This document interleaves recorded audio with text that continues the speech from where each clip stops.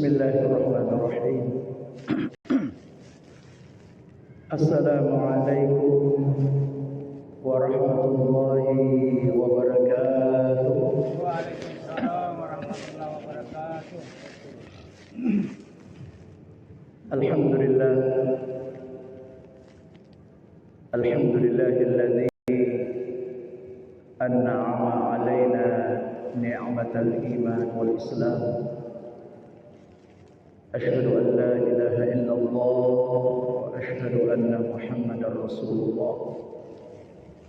Allahumma shalli ala sayyidina Muhammad wa ala alihi wa sahbihi ajma'in, amma ba'd. Yang saya hormati pengurus Masjid Al-Ittihad Metro, bapak-bapak dan ibu-ibu jamaah salat maghrib yang sama-sama dirahmati oleh Allah Subhanahu wa taala. Alhamdulillah, pertama-tama mari kita panjatkan puji dan syukur kehadirat Allah Subhanahu wa taala. Oleh karena atas limpahan rahmat, hidayah serta inayahnya kepada kita sekalian, sehingga pada malam ini, di malam Jumat yang penuh berkah dan mulia ini, kita semua berada di masjid yang mubarakah ini dalam rangka melaksanakan ibadah kepada Allah Subhanahu wa taala. Mudah-mudahan seluruh rangkaian ibadah yang kita lakukan khususnya di malam Jumat ini insyaallah mendapatkan berkah dan ridha Allah Subhanahu wa taala. Amin ya rabbal alamin. Amin. Salawat serta salam mari bersama-sama kita peruntukkan kepada junjungan Nabi besar Nabiullah Muhammad sallallahu alaihi wasallam. Hadirin yang dimuliakan oleh Allah Subhanahu wa taala, saat ini kita masih berada di bulan Safar. Jadi bulan Safar adalah bulan kedua berdasarkan penanggalan tahun Hijriah. Jadi bulan Safar. Kalau malam ini kita sudah masuk malam yang ke-25 Safar.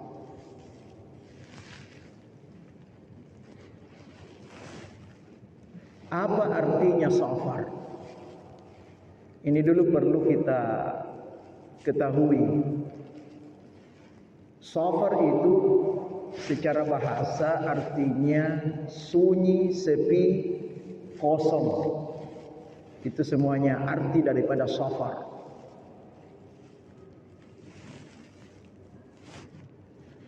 Menurut ulama, semua penamaan bulan Hijriyah itu semuanya ada sebab.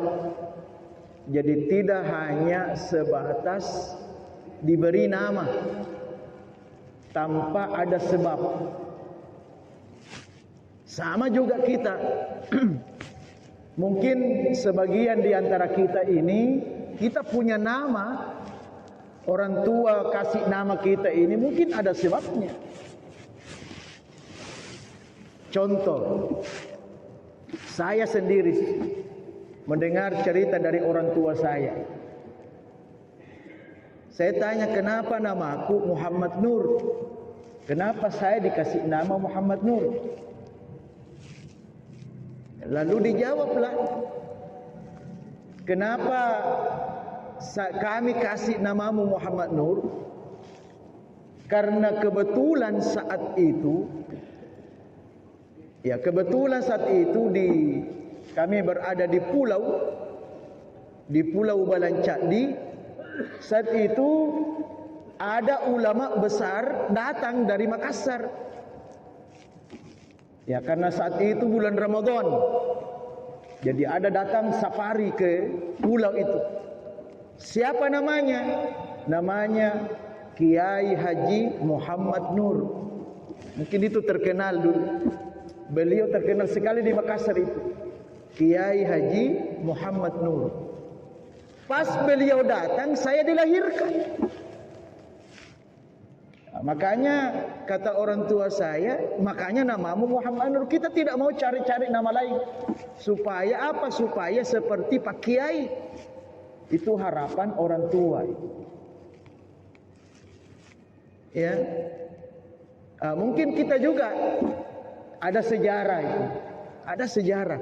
Kenapa kita dinamakan seperti itu? Yang jelas dalam Islam kan ada yang mengatakan apalah arti sebuah nama. Ya kan begitu. Padahal sebenarnya dalam Islam itu nama sangat penting. Pertama tentu sebagai identitas. Ya, kita bisa tahu ketika ada orang yang mencari kita disebut nama. Oh, beliau ada di sini, dia kerja ini. Karena ada nama. Bagaimana kalau tidak ada nama, hanya menyebutkan ciri-cirinya? Ya, bisa jadi tidak langsung didapat itu. Ya, jadi nama itu penting dalam Islam, penting. Hanya saja nama itu, ya, ketika orang tua memberikan nama kepada anaknya, ya jangan sembarang juga. Ya memang sih ada sejarah, ada sebab kenapa dinamakan nama itu, tapi pilih-pilih juga.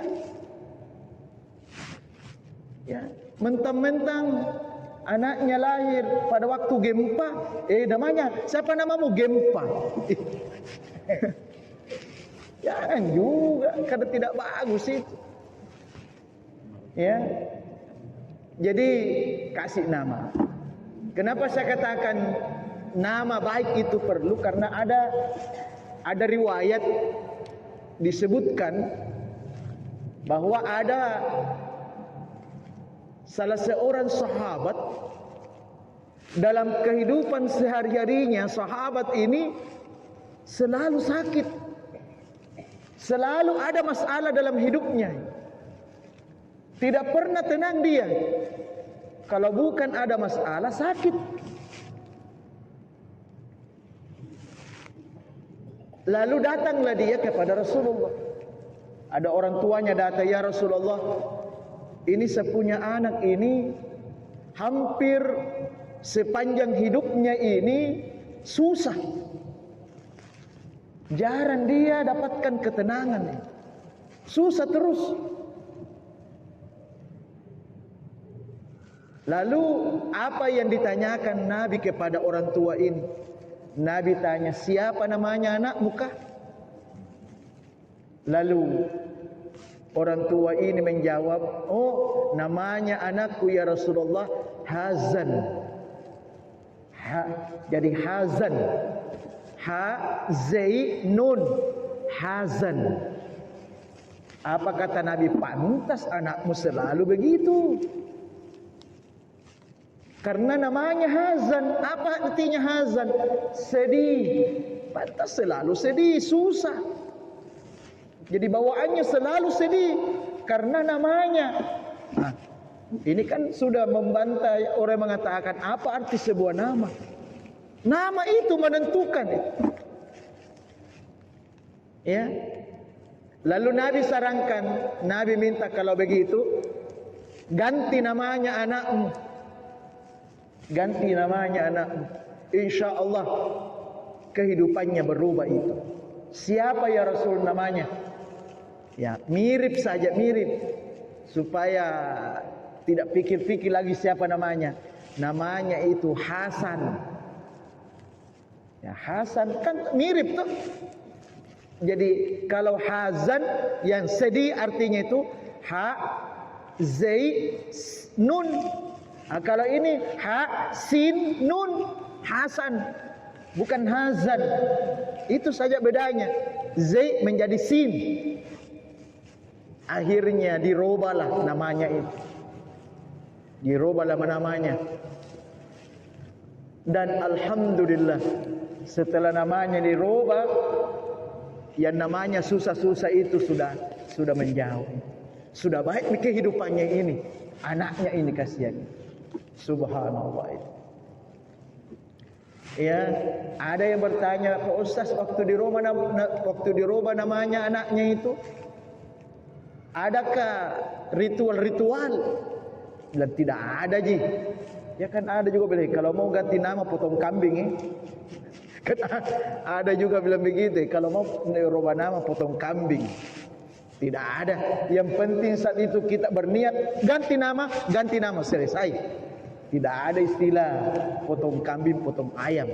Tapi kalau mau potong kambing, potong ayam bisa juga. Tapi bukan itu syarat. Ya.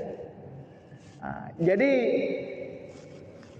nama, ya, kita kembali ke nama Safar.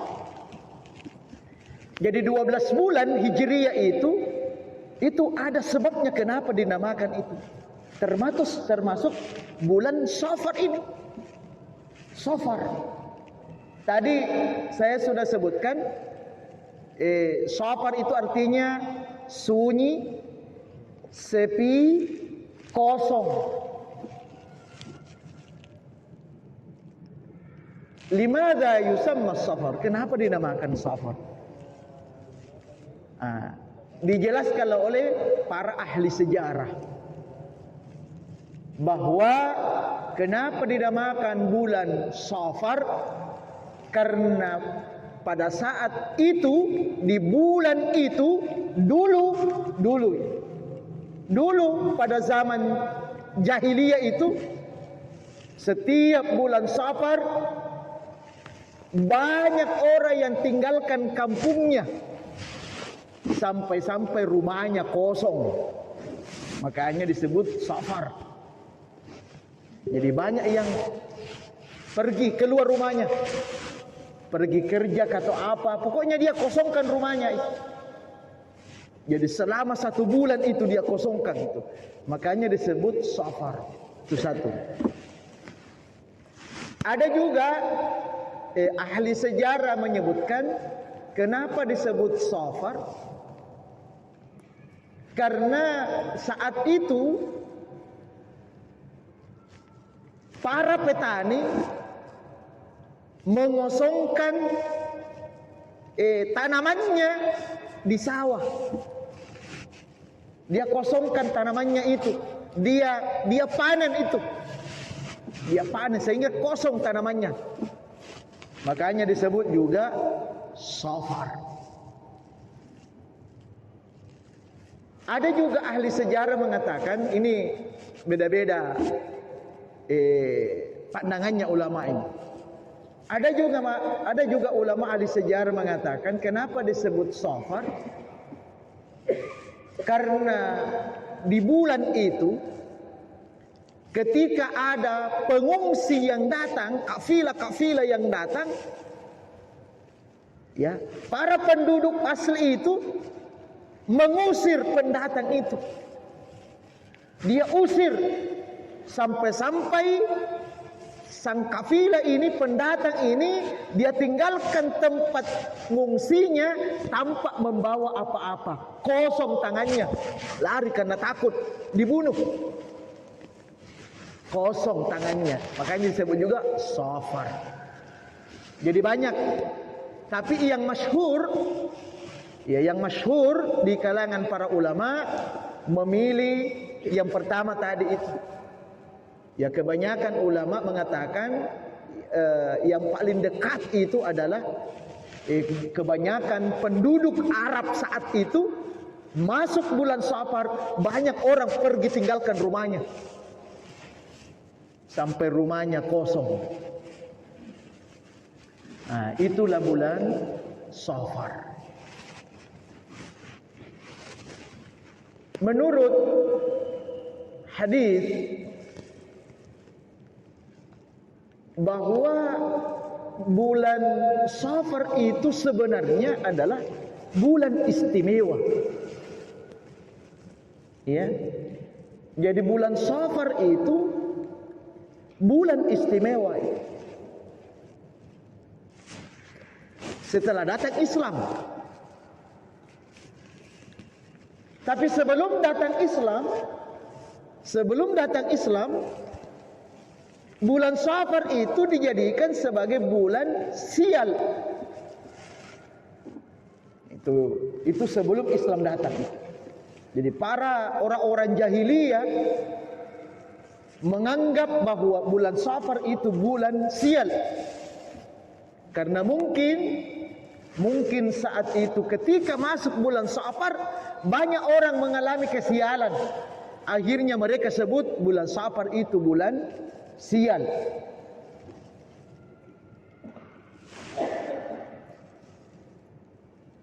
Ya, itu sebelum Islam datang. Oleh karena itu, setelah Islam datang yang dibawa oleh Rasulullah sallallahu alaihi wasallam, yang saat itu masih ada umatnya terbawa kepercayaan Arab jahiliyah itu. Masih ada terbawa, masih ada yang melekat kepercayaan itu. Lalu Rasulullah sallallahu alaihi wasallam bersabda, ya, meyakinkan kepada sahabatnya mengenai kepercayaannya dulu yang ia masih pegang dari nenek moyangnya. Ya. Jadi ada sebuah hadis yang diriwayatkan oleh Imam Bukhari dan Imam Muslim. Hadisnya sahih. Apa kata beliau? Rasulullah bersabda, la adwa wala tiyarah wala hamah wala safar. Di sini ada 4 yang diingatkan Nabi. Jadi ada 4 yang diingatkan Nabi di sini. Sebagai bentuk larangan. Ya, sebagai bentuk larangan yang tidak boleh diikuti. Apa itu? Pertama, la adwa. Artinya tidak ada penyakit menular. Tidak ada penyakit menular kecuali atas izin Allah. Jadi biar orang bilang jangan kamu dekat-dekat dengan orang itu, dia punya penyakit begitu, nanti kamu ditulari. Kalau bukan atas izin Allah, tidak akan ditulari. Sama dulu itu waktu masa Covid gitu. Ada keluarganya meninggal. Ya, ada keluarganya meninggal. Kemudian divonis Covid dia. Divonis Covid. Artinya jangan coba-coba dekat. Nanti menular. Ya toh? Tapi ada yang nekat. Ada saya punya teman di AB itu di rumah sakit meninggal dan mau dikuburkan sesuai dengan prosedur pemakaman Covid itu. Oh, mereka tidak mau, langsung dia datang ke rumah sakit, ambil paksa dia punya saudara itu. Padahal sudah divonis Covid. Akhirnya karena mengancam ini, akhirnya pihak rumah sakit melepas. Iya, dengan catatan kalau ada risikonya jangan salahkan kami. Oke. Sampai di rumah seperti biasa. Seperti biasa. Dimandikan, jangan, tidak ada tutup-tutup hidung apa. Tidak tertular juga. Kenapa? Karena Allah tidak izinkan. Sebaliknya, biar bagaimanapun hebatnya kita, kan ada istinya dulu 3M, gitu. Ya harus pakai masker dan seterusnya. Bagaimanapun kita jaga itu. Kena juga COVID. Gitu. Kalau Allah izinkan, pasti kita kena. Nah, kenapa Nabi keluarkan ini hadis? Kenapa Nabi keluarkan ini hadis? Karena ada sebagian saat itu umatnya Nabi, karena masih terbawa kepercayaan-kepercayaan orang tua nenek moyang mereka, bahwasanya penyakit itu menular sekalipun tidak, dan itu tidak ada yang menghalangi. Pokoknya menular,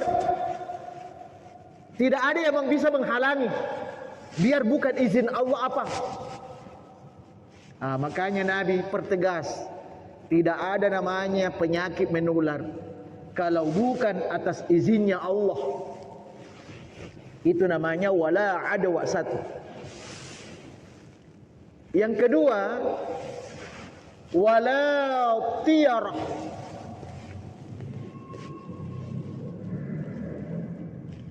Tidak ada kesialan dalam ramalan.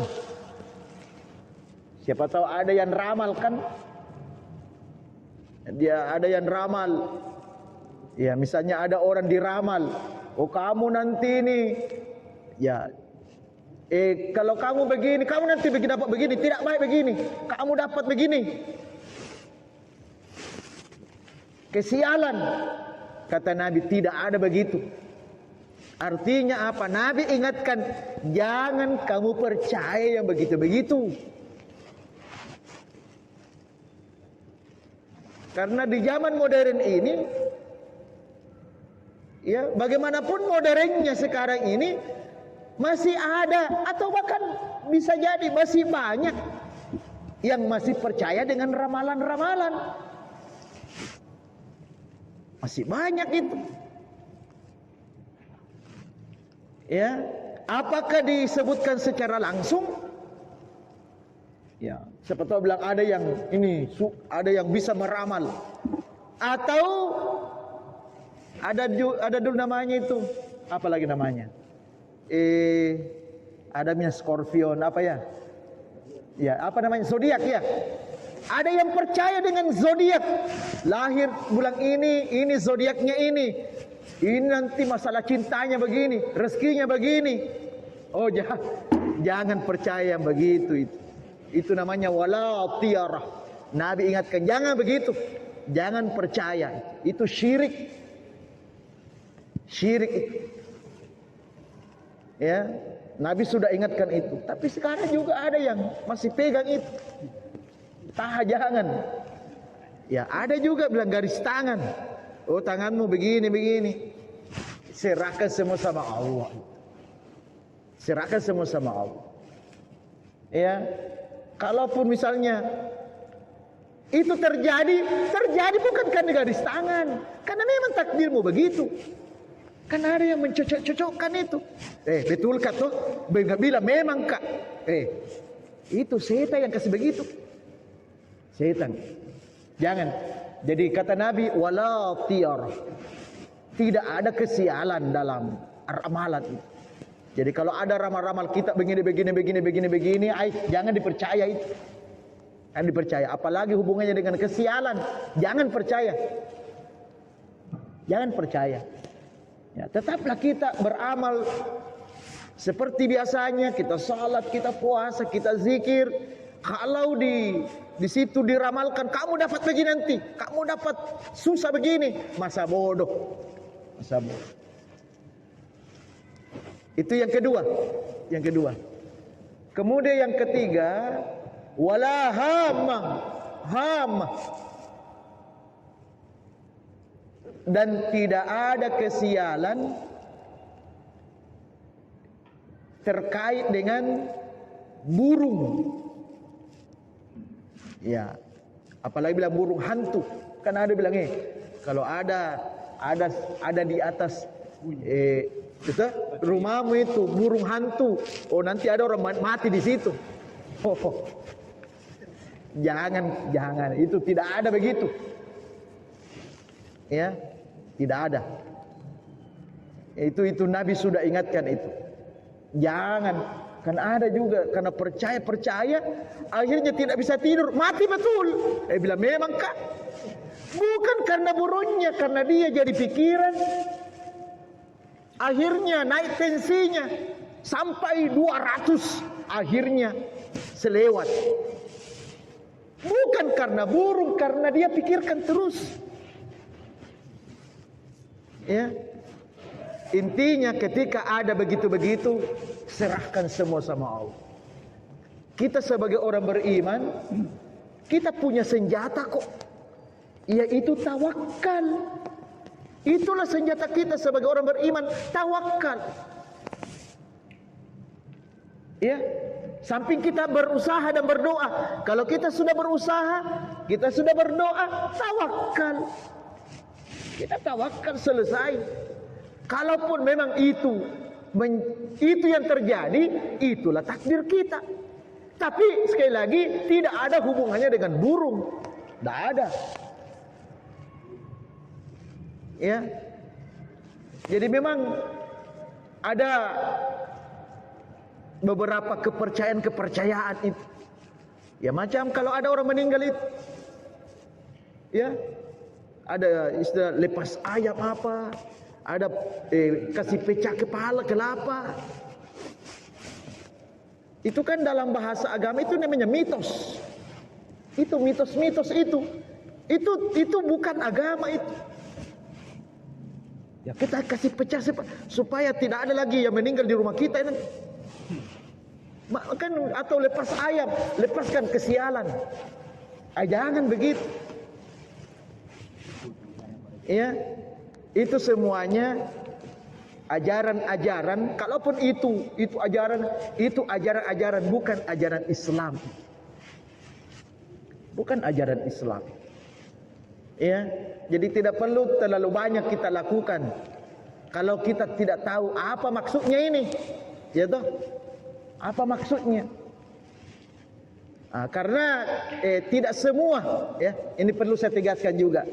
Tidak semua adat kebiasaan yang kita lakukan itu bertentangan dengan agama. Tidak semua kok. Tidak semua. Ya, sebagai contoh, dalam adat perkawinan kita Bugis Makassar kan, ya, misalnya ada erang-erang, ada kelapa mudanya, gitu, ada macam-macam lah di situ. Buah ada.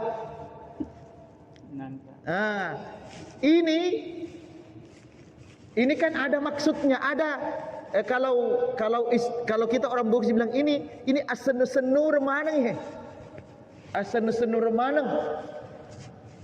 Ya, kalau bahasa Indonesia itu optimisme. Ya, harapan baik ini. Atau dalam bahasa agama disebut tafaul. Ini namanya tafaul. Itu semuanya ada makna-maknanya dan itu maknanya bagus. Sama kita kalau malam pengantin, malam mapaci. Ini semua ada tapi tidak bertentangan. Yang penting itu luruskan niatnya saja. Luruskan niatnya.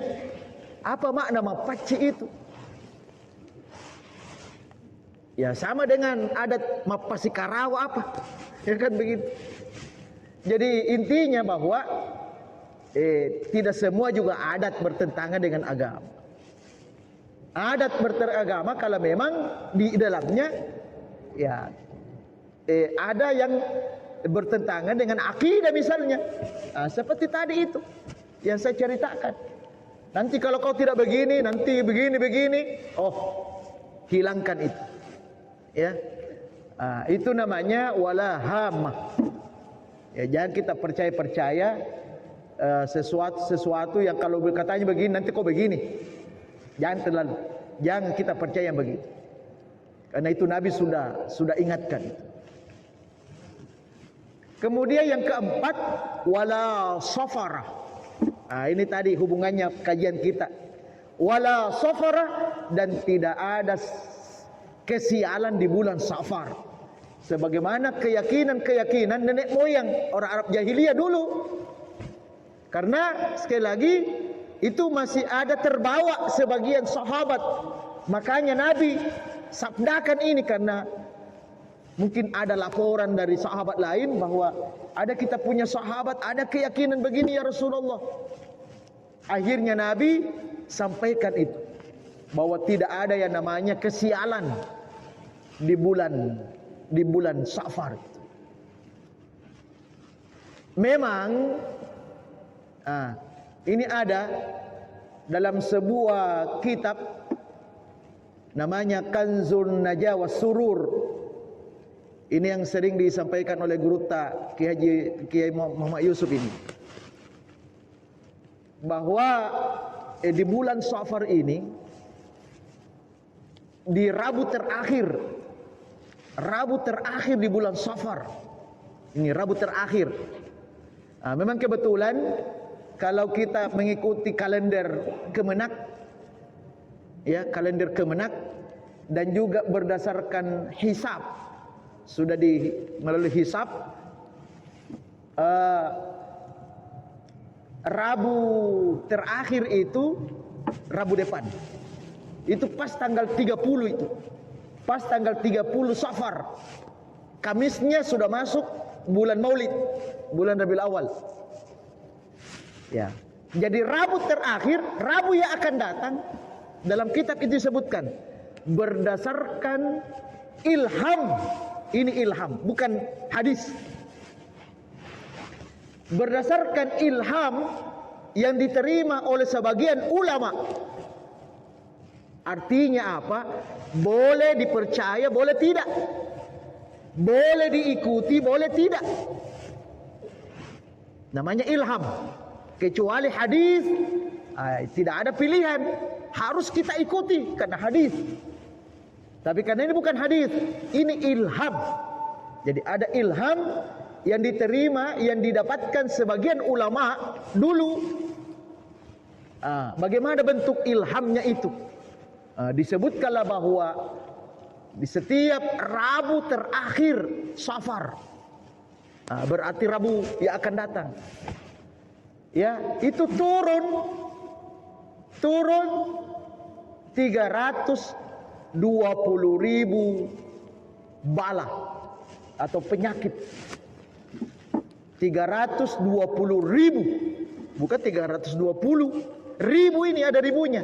320.000 bala atau penyakit yang Allah turunkan. Silakan kalau percaya, mau ikuti ilham ini silakan. Tidak ikuti juga tidak apa-apa, tidak berdosa juga. Yang jelas itu yang didapatkan oleh ulama. Jadi dapat ilham seperti itu. Oleh karena itu, yang percaya ini kebanyakan saudara kita di Jawa itu. Makanya ada istilah rebo wekasan. Rebo wekasan. Ada orang Jawa di sini? Ada? Ya, begitu Pak ya? Ada toh rebo wekasan kan? Ada. Nah, ya. Ada rebo wekasan. Apa artinya? Rabu pamungkas. Ya kan begitu? Rabu terakhir. Jadi asli rebo wekasan. Makanya sebagian ulama yang meyakini ini, sekalipun itu ilham, ya, mereka setiap Rabu terakhir Safar itu ya memperbanyak zikir dan doa, minta perlindungan kepada Allah dari bala dan penyakit yang Allah turunkan hari itu. 320.000, bukan barang sedikit ini. Ya, jadi ada tradisi itu. Sekalipun banyak yang menentang ini, tidak ada itu. Ya, itu tidak ada pada zaman Nabi yang begitu. Memang tidak ada pada zaman Nabi begitu. Karena ini nanti beberapa abad setelah itu baru ada ulama mendapatkan ilmu begitu. Artinya bisa jadi ini, bisa jadi Rabu saat itu Tapi belum tentu Rabu sekarang, ya kan? Belum tentu Rabu akan datang sebagai Rabu terakhir Safar.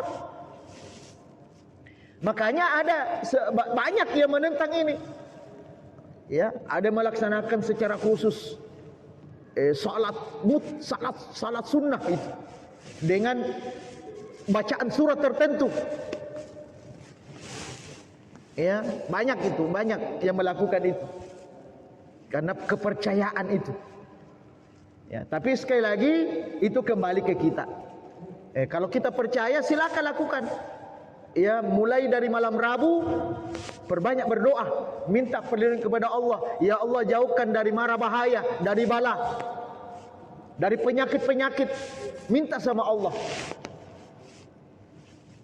Tidak ada salahnya. Ya, tidak ada salahnya juga. Ya, hanya saja diingatkan oleh ulama bahwa alangkah baiknya kita minta perlindungan kepada Allah. Jangan hanya fokus di Rabu Wekasan itu. Harusnya setiap malam lah, atau paling tidak malam Jumat lah kita minta kepada Allah, minta perlindungan. Kalau bisa setiap hari minta perlindungan. Sebab kalau dilakukan secara khusus, yang sangat fanatik, mana dalilnya? Kan? Yang fanatik sekali, mana dalilnya? Tidak dalilnya. Ya, makanya ini yang paling banyak menentang itu. Makanya ada mengatakan itu bid'ah itu. Ya, tapi ada ulama yang moderat. Silakan lakukan, ya, yang penting jangan bilang kita lakukan Rebo Wekasan ini. Jangan. Pokoknya malam ini saya mau zikir doa. Mudah-mudahan kami dijauhkan dari mara bahaya. Besok lagi minta lagi. Itu tidak ada masalah. Ya. Hadirin yang dimuliakan oleh Allah Subhanahu wa taala. Ini juga penting mengenai hari Rabu. Ini kan bicara Rebo, Rabu. Ternyata hari Rabu itu, inilah yang menentang ini, tidak menentang ini karena bertentangan dengan hadis Nabi. Ya, karena ada riwayat dan inilah mayoritas ulama meyakini riwayat ini bahwa hari Rabu itu hari baik. Ya, bahkan hari yang paling baik. Kenapa? Karena hari Rabu adalah harinya Nabi berdoa dan doanya langsung diijabah oleh Allah. Ini dalam ketika Nabi berada di Masjid Al-Fath namanya, Masjid Al-Fath. Nabi berdoa hari Senin belum dikabul. Selasa belum dikabul. Ketika Nabi berdoa hari Rabu diijabah doanya oleh Allah. Makanya ada mengatakan kalau mau doa paling bagus hari Rabu. Dan waktunya lebih afdal lagi antara duhur asar. Di situ sebutkan hadis. Dalam hadis sebutkan itu. Jadi kalau ada hajat Pak, elok baca-baca, esok araba pura loro. Bagus itu. Siapa tahu ada syukurannya Bapak Haji toh? Siapa tahu ada rezeki banyak syukuran. Ya hari Rabu sudah duhur paling bagus itu. Ini khusus doa ya. Tapi ada yang lebih khusus, ya lebih umum. Ini keistimewaannya di Rabu. Ini ada sebuah riwayat yang dikutip dalam kitab Ta'limul Muta'allim. Disebutkan ma min syai'in yaumul arbi'a illa qad tamma.